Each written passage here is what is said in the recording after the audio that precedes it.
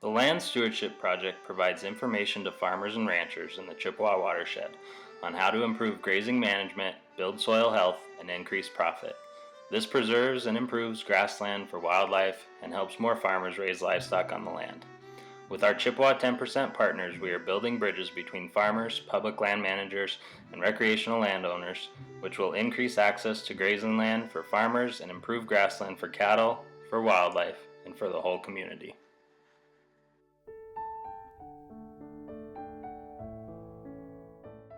We purchased 320 acres here in 1979.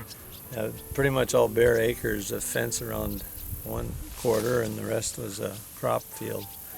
And everything here we built since that time, with the exception of an old barn that we remodeled and added on to. We've been raising Angus cattle for nearly 40 years. In 1997 we brought the first lowline cattle here from Australia. They come through Canada, and some of the first lowline calves in the country were born on the ranch here. We've been trying to expand. My son's coming home, and land prices, especially for grazing land, were such that it really wasn't an economical factor to try and pay for land grazing cattle. So we figured the best thing to do was to improve the land we had. So we put in a K-line irrigation system where we can irrigate about 60-70 acres of our pastures here, and then also added another center pivot on our winter ground where we winter our cows. But we feel we can probably increase production by 3 to 4 times, if not more, with more intensive grazing. We've got this 60 acres split into 11 paddocks, and then we've got another 70-80 acres of dryland pasture that's also split into 9 paddocks. So we're able to rotate and graze and with interseeding really improve our production here. And probably have done a lot more than we could have buying land by far.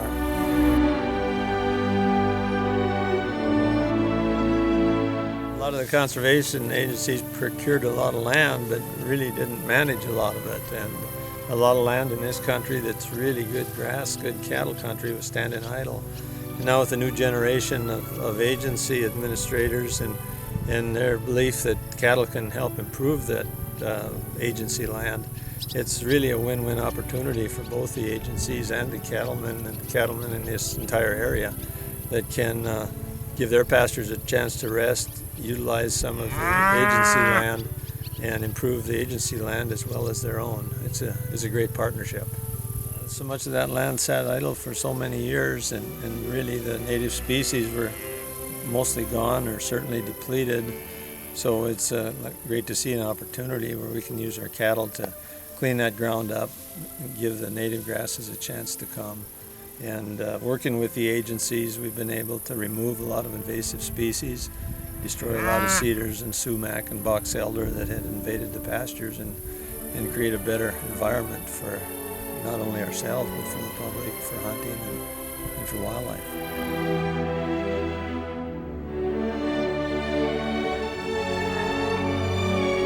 The reason we've seen such a dramatic loss of native prairie is because there always have been, and still are, many reasons to convert native prairie to other uses.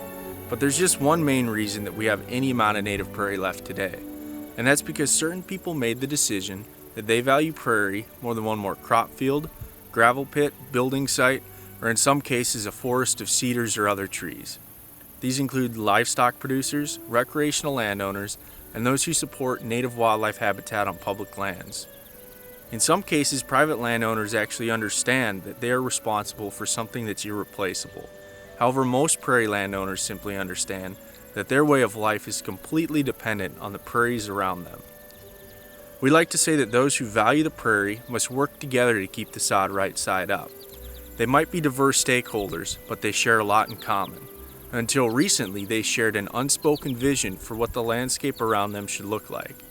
Here in western Minnesota, they're coming together to restore and protect what native prairies remain, and therefore all of those things that come along with it.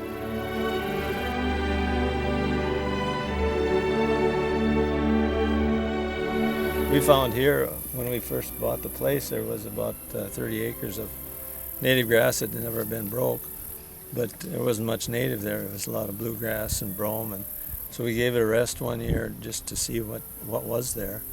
We burned it that spring, and there was just a huge flush of wildflowers and big and little blue stem cytosphagnum grasses you never really saw before because of overgrazing and invading species. So, and those grasses produce better in hot weather than any of the cultivars.